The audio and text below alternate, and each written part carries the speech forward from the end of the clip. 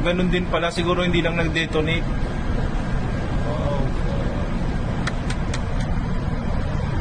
Four tankers belonging to Russia's so-called shadow fleet were attacked off the coast of Novorossiysk.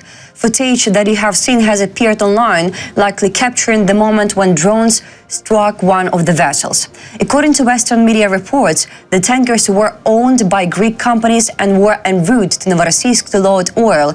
And it is clear that these attacks represent, in a sense, some of the most effective and painful sanctions that can exist. First, they strike directly at the core of Russia's war economy: oil exports. It is oil revenues that enable the Kremlin to finance the war, circumvent Western restrictions, and maintain a degree of budgetary stability, when it is no longer abstract financial schemes, but real ships facing real risks of destruction that come under attack. The economic calculus changes immediately. Second, strikes against the shadow fleet dismantle a key mechanism used to evade sanctions. For years, Russia has been building this grey logistics network, vessels with opaque ownership structures, insurance of questionable origin, and flags registered in convenient jurisdictions. By the way, Ukrainian President Volodymyr Zelensky recently reported on the current results of coordinated pressure targeting the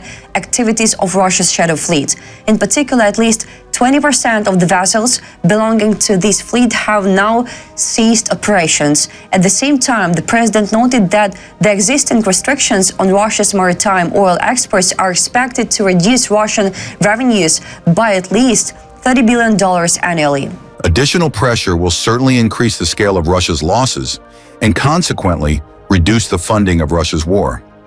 We will also continue to inform our partners about new schemes used by Chinese companies to help Russia circumvent sanctions against the financial sector.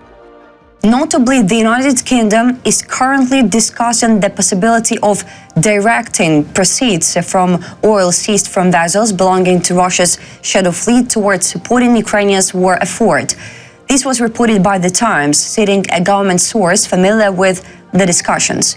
Under one proposed option, London would not only block financial flows to Russia's war machine, but would also redirect funds generated from the sale of sanctioned oil directly to Ukraine. At the same time, sources acknowledge that the practical implementation of such a mechanism remains an open question.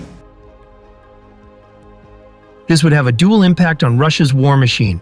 We would not only deprive them of illicit military revenues, but also find a way to help finance Ukraine's resistance.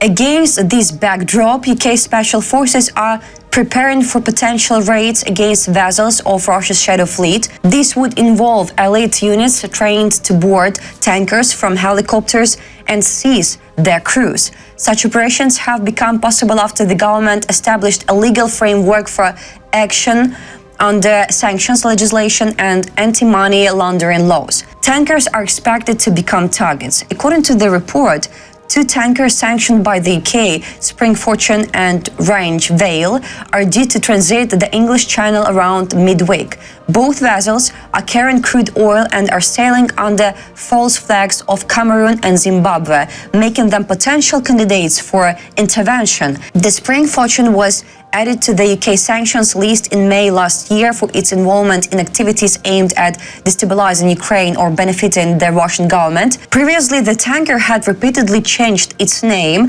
and flag, including registrations in Greece, the Marshall Islands, Malta and Panama. The Range Vale is involved in exporting oil from Russian ports, including those in the Baltic Sea, and has been under sanctions since 2024. The vessel is linked to Radiating World Shipping Services, a UAE-based company regarded as one of the leading operators of Russia's shadow fleet. The tanker has also repeatedly changed its name and flags, including those of the Cook Islands, Greece, Honduras, Indonesia and Niue.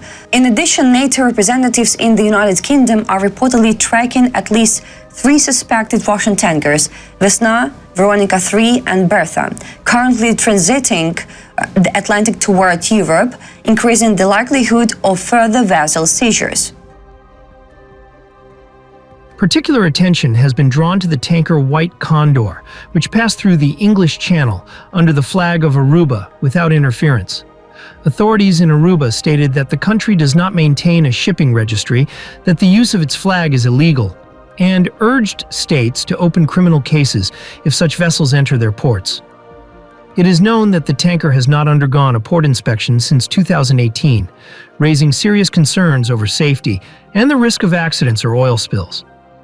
Commander Arlo Abrahamson, head of public affairs at NATO Maritime Command, stated that the alliance continuously shares intelligence on vessels of interest. According to him, allies regularly coordinate efforts to ensure free and open sea lanes and to jointly respond to threats in the maritime domain. It is worth recalling that in December, the Telegraph journalist Adrian Blomfield reported that NATO is doing nothing about the Shadow Fleet, even when there is evidence of sabotage.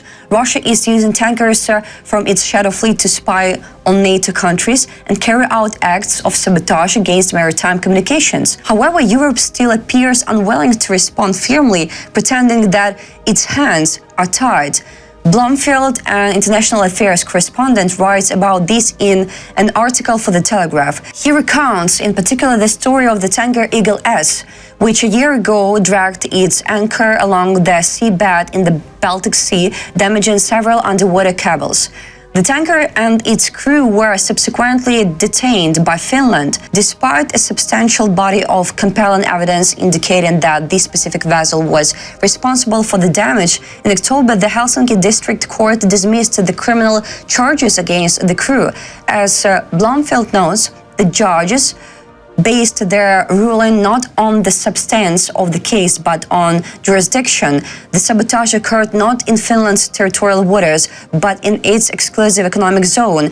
Under international maritime law, this meant that the crew should be prosecuted not in Finland but in the state under whose flag Eagle S was sailing, the Cook Islands.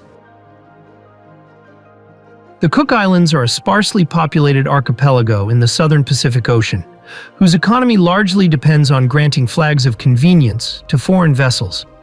This microstate, Blomfield observes, has no real interest in the hybrid war between Russia and Europe. Russia, he argues, is exploiting the weaknesses and outdated nature of international maritime law in its aggression against the West, and the Eagle S precedent only encourages further similar actions. The next time a vessel dragging its anchor passes through a maritime zone dense with critical underwater infrastructure, it may simply refuse to comply with coastal states' instructions and continue on its way dragging its anchor. Blomfield quotes Alexander Lott, a maritime law expert at the Arctic University of Norway. Blomfield notes that the United Nations Convention on the Law of the Sea protects freedom of navigation on the high seas and guarantees transit through narrow passages where avoiding territorial waters is impossible. Russia, he argues, has now turned these protections into a shield for carrying out acts of sabotage. According to the columnist, Western pressure has already forced the Cook Islands to stop indiscriminately granting their flag to vessels. The same approach, he suggests, could be applied to other states that provide flags of convenience to Russian ships. In Blomfield's view, NATO countries could also act more decisively against the Shadow Fleet tankers themselves. For example, they could be denied access to the Baltic Sea via the Danish Straits on safety and environmental protection grounds. Given that many of these vessels are old and in poor technical condition, this would be a viable option. However, European states are reluctant to take such steps, fearing they would violate maritime law, Blomfield notes. Europe, as many diplomats acknowledge, faces a choice. It can either continue patrolling the seas according to laws written for a more benign era, or find lawful ways to strengthen those rules before Russia begins exploiting them with impunity, the journalist concludes. That's all for today. Thanks for watching this video. Support Ukraine, like and subscribe.